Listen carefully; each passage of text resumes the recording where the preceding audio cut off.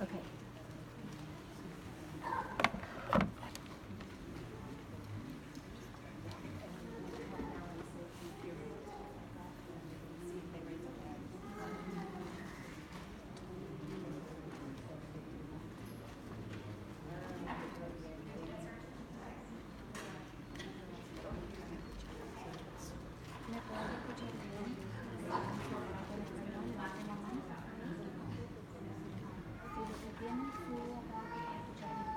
Hi everybody. Can you guys hear me? Y'all hear me? Okay, very good. I am so happy to see your faces today on this Saturday morning in the very early spring. Thank you so much for coming to our 11th annual resource fair here at Kenmore Middle School. We're really excited to talk to you today. So I'll start by just quickly introducing myself. My name is Leah Davidson. I am the chair of the committee that puts on this resource fair each year. It's called the Arlington Early Intervention Interagency Coordinating Council. That's a lot of words. That means we're a council that tries to connect all entities that serve young children to make sure that all young children have access to services and supports should they need them. So early intervention is for children who experience any kind of developmental disability, developmental delay, unusual development. We can serve those children. But we also want to make sure that all other early childhood serving entities know about us and know that, and we know about them so that we can support each other and kids can receive the best care possible. So that is the Interagency Coordinating Council. I wanted to let you know that if you're a parent in the audience today and you are interested in serving on that committee, on that Interagency Coordinating Council to bring a parent voice into the decisions that we make, that's everything from how to kind of formulate this program to how to better connect early intervention, which is also known as the PI program, and the child care centers across town. If you're interested in that, when you do your evaluation, please provide me your contact information and you will be contacted. Participation in the ICC can look a lot of different ways. You can come to meetings, you can provide us information via email, you can help plan this kind of thing. So it can be like a lot of involvement or a little involvement based on your schedule and your needs. So I just wanted to kind of point that out. We're always looking for more parent information and more ideas that come directly from parents. That invitation also goes out to child care providers. So if you're here representing a child care center or a home child care and you'd like to participate on our committee, please provide your contact information on the back of that evaluation form also. So quickly, here's what we're going to go through in this presentation. So I am going to start with this agenda. This is quick. I'm going to take 30 minutes of your time and just go over basic baby brain development. Then we are very fortunate, after I do that, to have Dr. Subarna Daria come and present on screen time.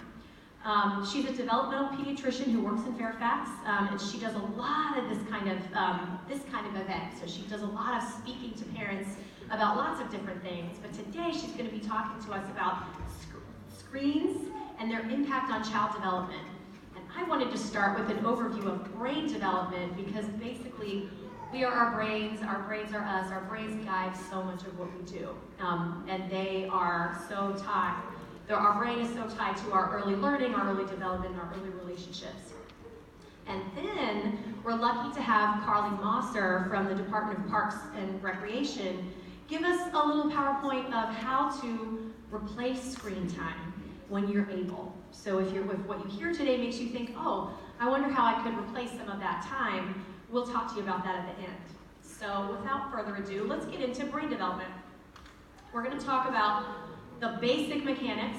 So I am a marriage and family therapist by trade who happens to be working in early intervention with families who have babies and toddlers with developmental delays. I am not a neuroscientist. So this is applied brain science. This is not like in the nitty-gritty, a medical version of anything. This is just me talking about our role as parents and child care providers in helping healthy brain development occur. So we're going to talk about the mechanics. We're going to talk about what we can do, and then I'm just going to show you a couple of good resources should you want to learn more later. So, what you need to know about birth to 3 brain development, birth to 5, but particularly in this slide, I'm talking about birth to 3.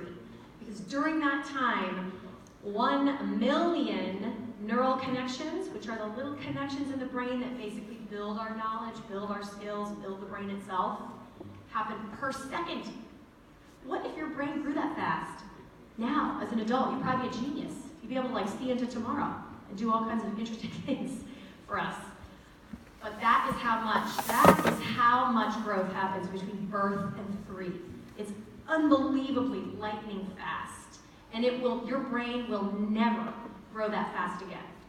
It is those first 3 years that all those neural connections that build our abilities later in life happen. That's when they get built. So one of these great resources that I'll talk about later is there's a website called the Harvard Center on the Developing Child, and there's a lot of good, easy to read, like if I can read it, anybody can read it, because once again, I'm not a neuroscientist. Information about brain development and how it applies to parenting and caring for children. So if we actually took a look inside the brain, we could see these little neural connections. This is what it would look like.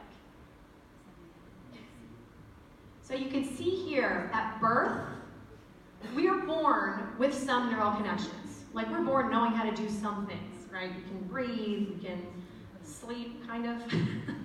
We can cry, we can do some very basic things. But then look at 6 years old. You can barely see through it. That's how different a newborn's brain is from a 6-year-old's brain. Those are the neural connections that have formed.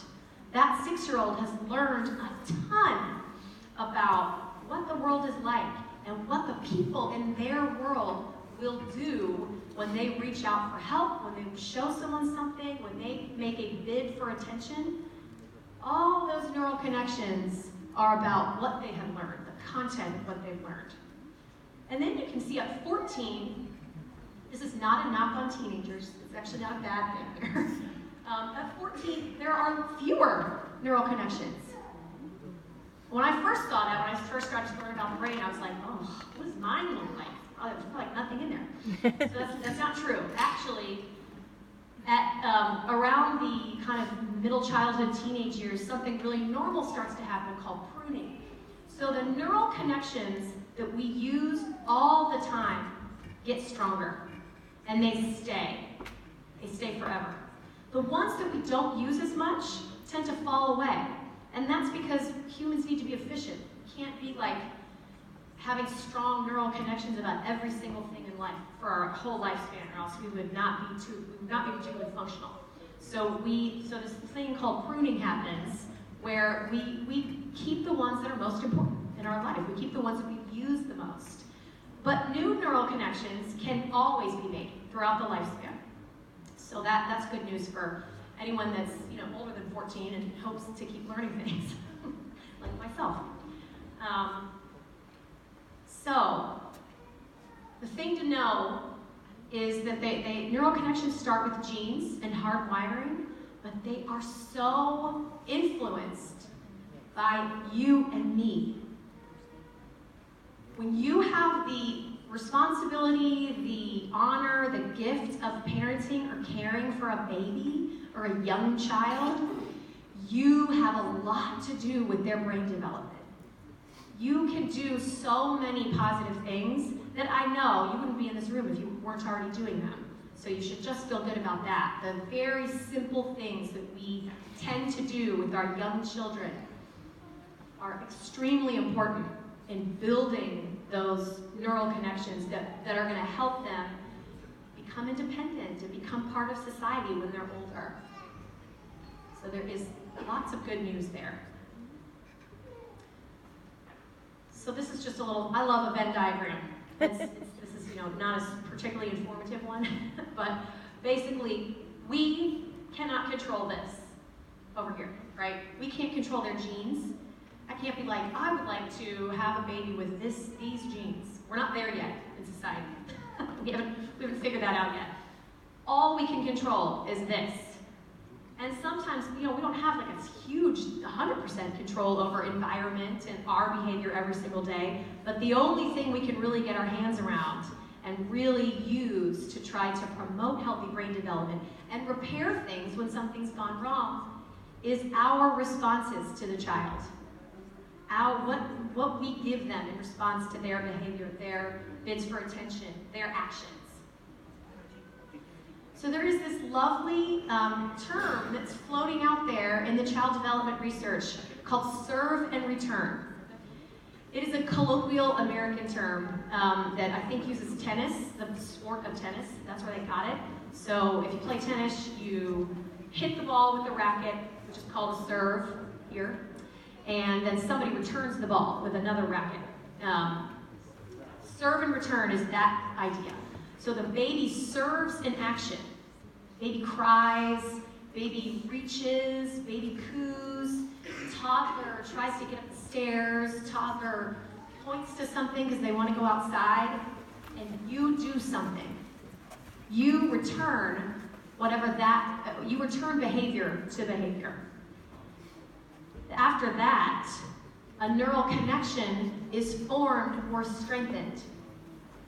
Babies are sponges. They are born to make neural connections. All babies, regardless of ability, all humans are born to sponge up this information, to sponge up the returns that we give them.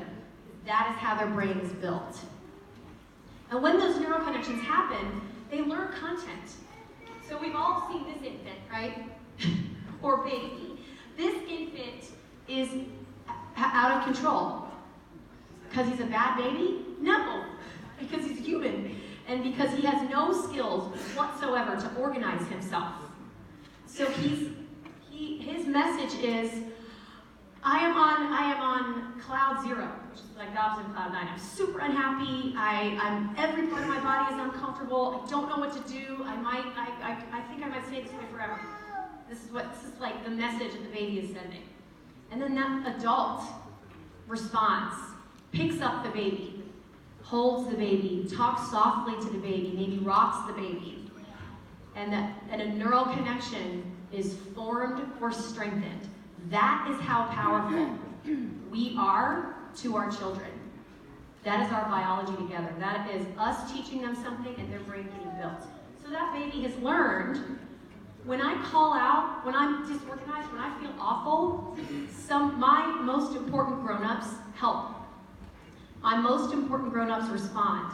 And that is going to create a sense of safety. Because what do we need in life to be able to explore and learn and slowly over time become independent? We have to have safety. We have to know that we are not going to have to spend our time worrying about whether we're going to get the basic help that we need. We have to have a sense of safety. So that is one example of serve and return. You can just think about this. If you're a child care provider and you're bringing on new folks and you're training them, this is a great little thing to give them. Just this simple little chart. Baby does something, you respond, neural connections form. As a child care provider, what you want to be super clear with your staff, what we want the baby to learn. They could learn anything. They're going to learn from whatever we do. So if we ignore the baby, if we're inconsistent, if we're very frustrated on a consistent basis over time, that baby's going to get a message that they don't always get help. And then instead of learning and growing and really becoming competent at things, they're going to spend their time in a dilemma about, am I going to get help or am I not going to get help? That's what we don't want. So we want them to learn that when they cry out, we're talking about young babies here, when they go out of control, someone will help them. And guess what?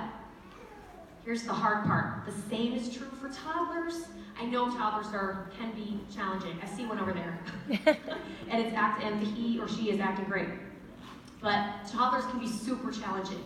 They can challenge our own sense of authority. They can challenge our energy. They can be exhausting. They're delightful. But they need the same thing. They don't actually have different needs. They need, when they get out of control, they need the same response from us. Oh, it's okay, let me help you come back to calm, and then I can teach you.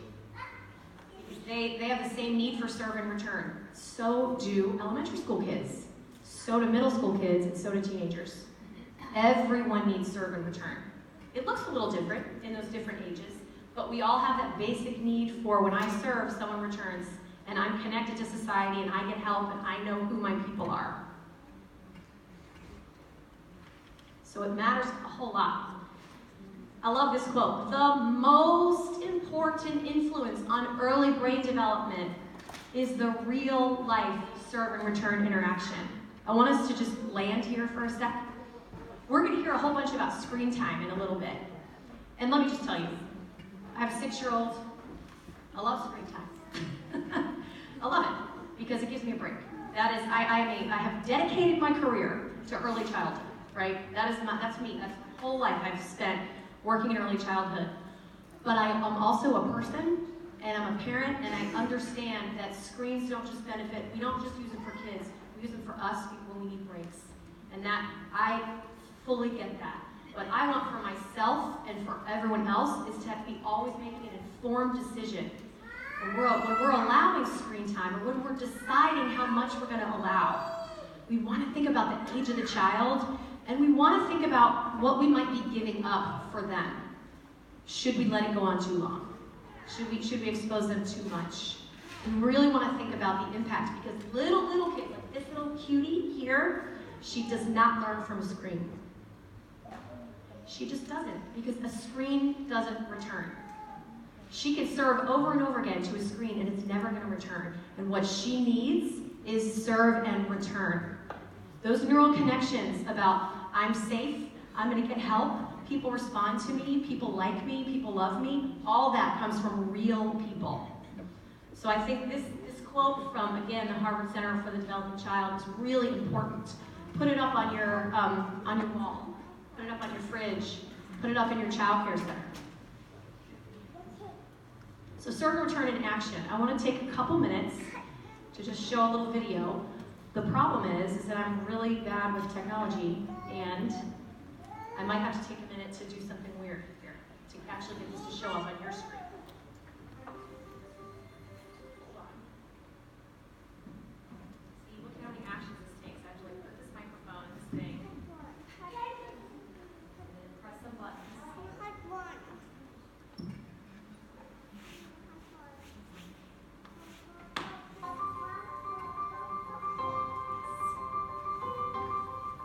The key to forming strong brain architecture is what's known as serve and return interaction with adults. In this developmental game, new neural connections form in the brain as young children instinctively serve through babbling, facial expressions, and gestures.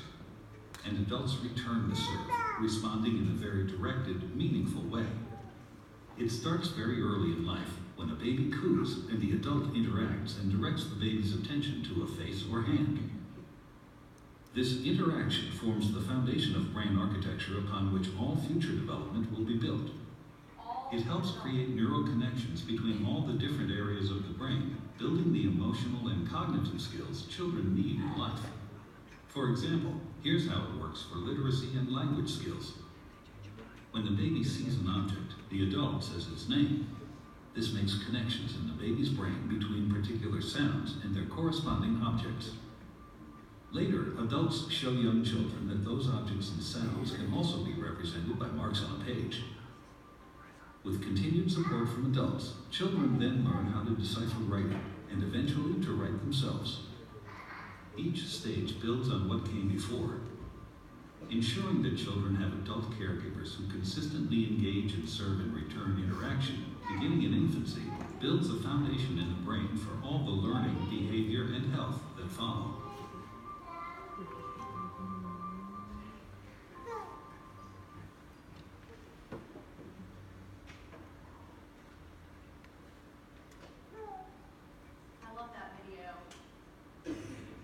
It starts very early in life when a baby coos and the adult interacts and directs the baby's attention to a face or hand. I told you I was bad at this stuff.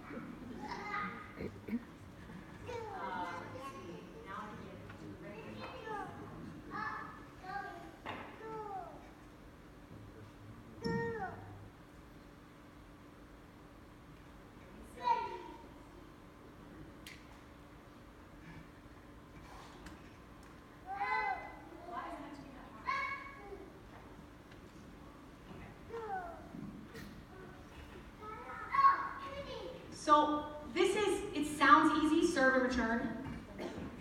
The child makes a bid, I respond in a way that's loving, firm, kind, strong. It's not strong meaning like rude, but strong meaning shows that like I am bigger, stronger, kinder, and wise, and I will help you. I will help you navigate these difficult feelings. Sounds easy? It's hard. It's so hard, and I don't know anybody, certainly not myself, that gets it right every time. My sister gave me an awesome quote about parenting one time. She has 2 kids, one with special needs, and which just has added a whole other layer for her of parenting experiences. She said that parenting is something that you work at your whole life that you never quite get right. I was like, that's very depressing, sis. But then I thought about it and I was like, that's true. It's because kids aren't static and we're not static. We keep developing and growing and learning, and the kids keep developing and growing and learning. And I don't know about you, but I know that my kid is always 2 steps ahead of me. I finally figured out how to like respond appropriately and connect with her even when she's upset, and then she like grows and everything's lost. And I have to start again. So it is not easy. And these are 3 examples of things that can really get in our way when no one intends to create an unhealthy relationship, which leads to a brain that is more full of danger than it is full of safety. But sometimes it happens. So when life is extra stressful for a long period of time, and we're isolated, and there's not enough help for the grown-ups, it can get in the way. That we can be at higher risk for babies not getting the serve and return that they really need. And so what does that mean for us? That means that we need to promote the kind of help in our society that really does help grown-ups. That isn't just a Band-Aid, that really does provide wraparound supports, wraparound services for those grown-ups. Because we can't help kids, especially little kids, if we don't help grown-ups. Because those grown-ups are their whole world. And so that is super, super important. When we feel the need to control a child's behavior and we lose sight of our relationship with them. This in America, as somebody who's grown up in America, who's done a little studying about American culture, can be particularly challenging. Because one of our themes in America is control. We tend to read controlling a child's behavior as always good. It's okay. It's just kind of how our culture rolls in terms of parenting. But when we over-focus on that and we lose sight of the fact that when the child is behaving, they are telling us something, and we need to hear the feelings under the behavior, it can get in the way because we can end up in constant power struggles. And it can kind of erode that serve and return a little bit. Because now what we're returning to them is constant fighting. And that over time can cause problems. And there's help for those problems. They're not irreparable at all. If you find yourself in those patterns, there's things you can read, there's people you can talk to, there's all kinds of help for that. But that's something that we're all in that boat together. I struggle with that with my child. I struggled with it when I was a teacher. I see people struggle with it today because it's a human struggle, and we happen to live in a culture where control is really important. So it's one thing we can do about that is remember serve and return. And remember that what's going to carry a child through the harder times in their lives is that ability to feel safe and that basic knowledge that they belong in the world, that they have people that love them no matter what. And what builds that sense is this idea of I am bigger, I'm stronger, I'm kinder, and I'm wise, and I'm going to guide you through your big, difficult times. Starts with serve and return in babyhood. It ends up looking in toddlerhood like being more flexible than you want to be sometimes, being more rigid than you want to be sometimes, really thinking on your feet, and not getting married to like one philosophy, right? Or one way of doing things, because there's no 2 kids are the same, no 2 grown-ups are the same. And then the simplest thing, when we don't have enough food, when we don't have stable shelter, when we don't have a sense that we are safe where we live because of things going on inside of our home or outside of our home, we can really, we don't have time to focus on serve and return. We have to get those basic needs met. And so if basic needs are not met over long periods of time, we are at higher risk. Does that mean that everybody whose basic needs aren't met is having trouble with serve and return? No. But it just puts you at higher risk. It's harder to get good serve and return when we're having to worry about our basic needs. But the good news is that there's all kinds of help, and there's all kinds of resources that you can reach out to. So if you like to read, which I kind of like moderately like to read, but I like videos more. If you like videos, like myself, 0 to 3. Just Google 0 to 3. They're an awesome kind of research hub in Washington, D.C. that focuses on the health and well-being of babies and toddlers, birth to 3. So if you've got a little one, you're caring for little ones, that's an awesome resource. Dan Siegel, if you have an older child or a baby, but there's a guy named Dan Siegel and Tina Payne Bryson, wrote a book called The Yes Brain. They've written a couple books together, but if you're a book person, their books are outstanding because they have done this great thing, which is to talk about child behavior in the context of brain science, which takes some of the emotional charge out of it. So that whole kind of cultural theme about needing to control kids, that's kind of an emotional need, right? That's us being like, I'm not a good parent if I'm not in control of my kid. But if we reframe it and we think of it in terms of their brain and things happening in their brain that are disrupting their behavior, and that there are things we can do about it, that's Dan Siegel. That's his work. So I would highly recommend looking at some of his stuff.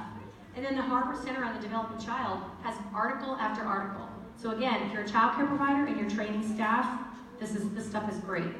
If you're a parent looking for parenting books, again, Dan Siegel, that's a great one. He also wrote a book, I think it is called Parenting from the Inside Out, which is all about attachment and relationship versus all about control of behavior. It's an awesome resource. If you find yourself struggling a lot, and you're a parent and you feel like you need some help, there are lots of resources at the county. And so you can look up the county and look up the Child and Family Services Division. There's lots of resources there. You can simply call me, and I work for the county. My program is part of the county. I am happy to direct you toward a program that might be a good fit. I love doing that. Never be afraid to call us. And there's also I know you have resources within your own community to help strengthen your ability to feel secure in your own parenting and feel secure in your ability to help your babies and the kids you care for build strong, healthy brains that are going to carry them through the hard parts of their life. So, without further ado, I am going to end this presentation, and in a couple of minutes, Dr. Daria will be here ready, but I wanted to see if you had any questions. And if you have any real technical brain questions, save them for the actual doctor. But if you have practical questions, I'm happy to answer them. Yes.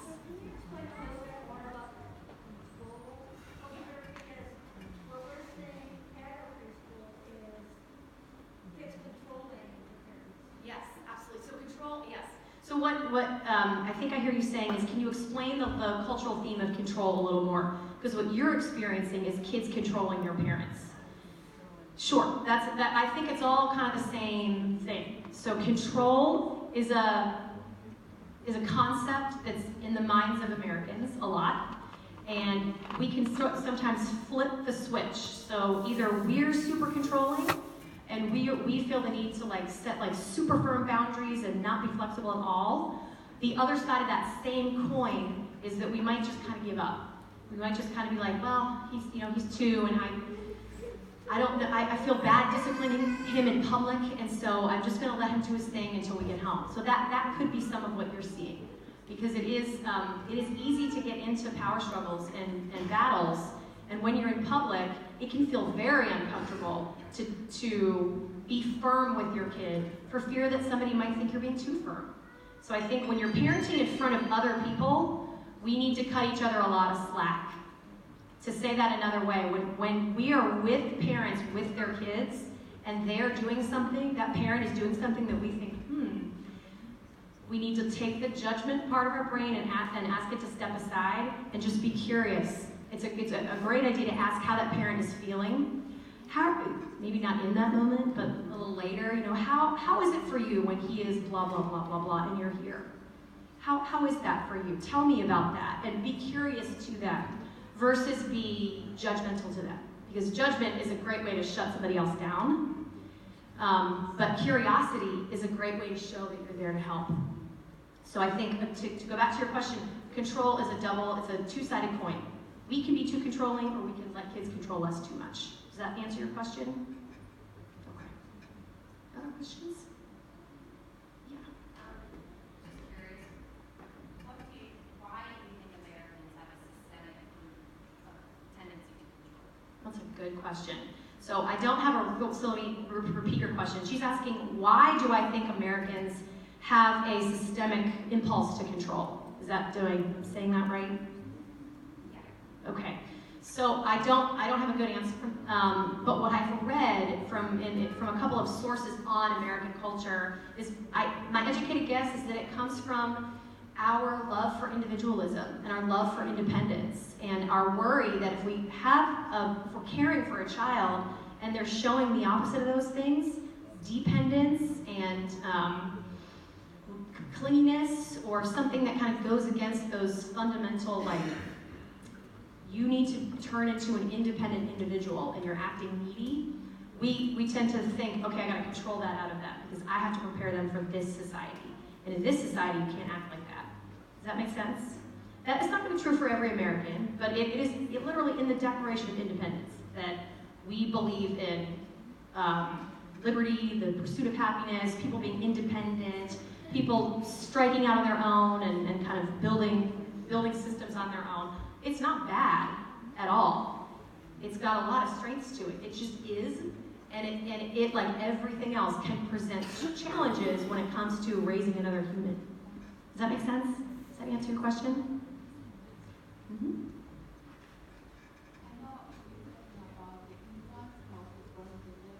Mm-hmm.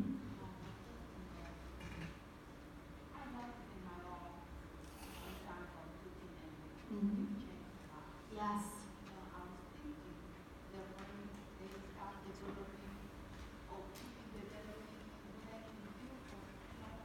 Mm-hmm. And he's a teenager? Okay. Mm-hmm. No, so I'm going to repeat your question to make sure I have it right. You're wondering if it's too late to help your teenager with brain development. Is that right?